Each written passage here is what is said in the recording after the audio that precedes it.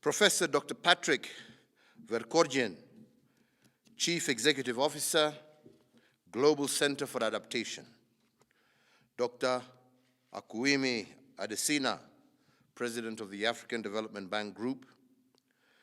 Dr. Ngozi Okoji Iweala, Director General of the World Trade Organization.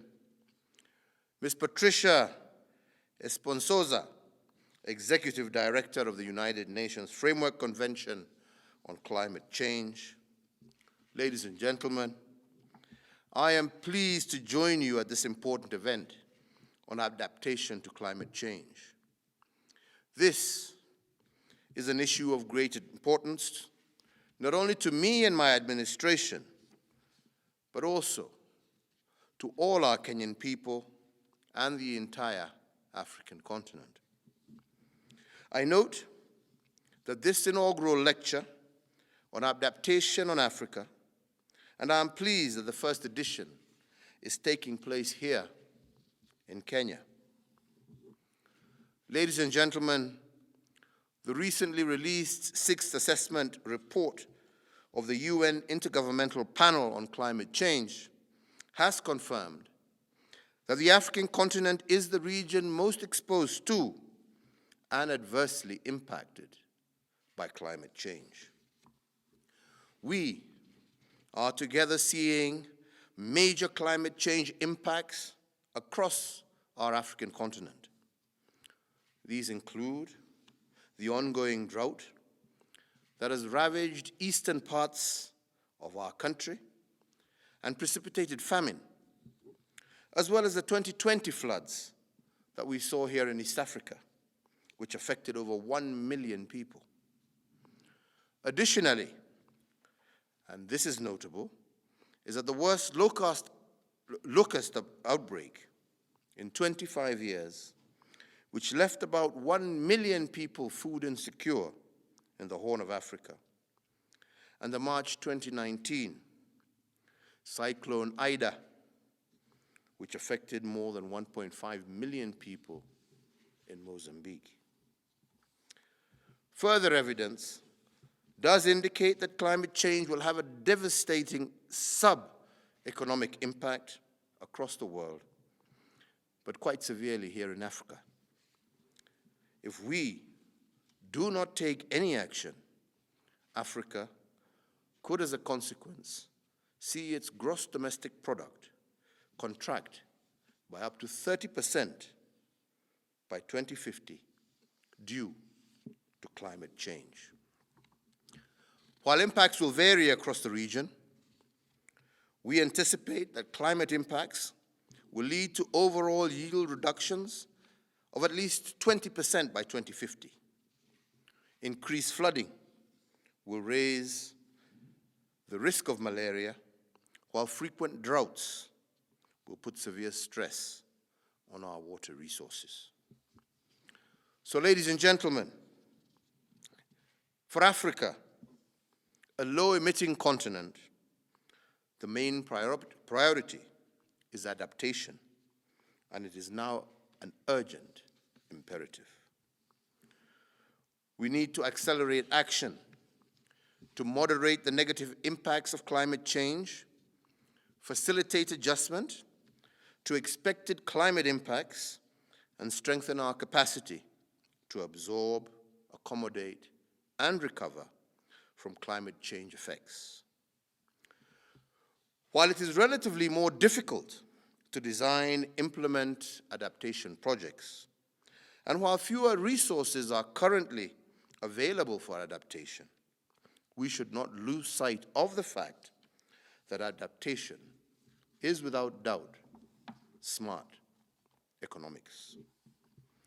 Indications are that for an investment of $800 million in developing countries in climate adaptation programs, this would see and result in benefits of up to $16 billion per year.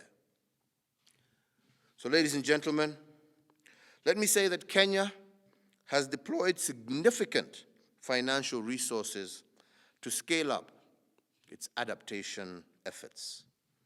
we have mainstreamed adaptation into our national development strategy and aligned it to future expected impacts of climate change. Kenya's updated national determined contributions provide a comprehensive overview of adaptation priorities that require international financial support. To implement our nationally determined contributions, we plan to invest approximately $8 billion over the next 10 years.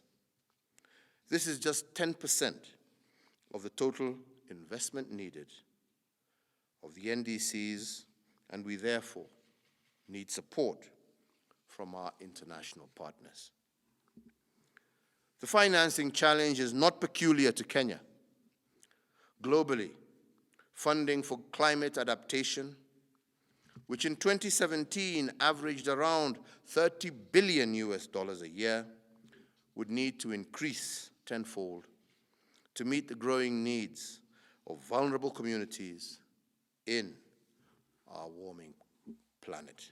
The COVID-19 pandemic, ladies and gentlemen, has exacerbated the funding situation.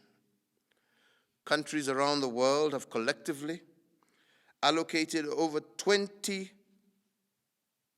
trillion in COVID stimulus packages, thereby reducing greatly the resources available to combat climate change. However, climate cannot wait while we address COVID-19. We must address these two challenges together. Indeed, to make recovery truly sustainable, we need to institute green recovery measures that integrate adaptation and mitigation measures. So today I applaud the Global Center on Adaptation for its publication of a comprehensive report on adaptation in Africa, the State and Trend of Adaptation in Africa 2021 report, which is being launched today. This report has identified adaptation actions and investment opportunities that exist in Africa. These opportunities include climate-resilient projects such as mangrove restoration, water storage, drainage rehabilitation, digital agriculture, as well as new innovative financing such as blended financing to de-risk private investment and climate-related debt swaps. So, ladies and gentlemen, I applaud the leadership of the Global Center on Adaptation and the African Development Bank for developing the African Adaptation Acceleration Program. This program, in principle, aims to scale up and accelerate adaptation here in Africa by providing financial and technical support to African adaptation efforts. This initiative greatly paves the way for the continent to manage its climate-related challenges. It is important to appreciate that effective climate adaptation will require a paradigm shift that harnesses the full potential of science and innovation. For example, we need to leverage entrepreneurs willing to test and apply new technologies at scale, broaden the range of drought or heat-resistant crops, and provide real-time weather information. To make this paradigm shift, we will lean on our institutions of higher learning. The University of Nairobi here in Kenya is one of a few African universities that offer graduate programs in climate adaptation. It demonstrates the importance that the government of Kenya attaches to the issue of adaptation. And I am hopeful that this session today will also open new opportunities to the University of Nairobi and the other forward-learning institutions in our country. In conclusion, ladies and gentlemen, and indeed as you are in no doubt aware, the upcoming COP26 in Glasgow has dedicated sessions on adaptation and financing. We are, in this context, keen to harness this platform to identify good adaptation practices and to catalyze public as well as private sector funding for adaptation programs in Africa, which can be presented during the upcoming COP26 summit. I thank you all and wish you very fruitful deliberations.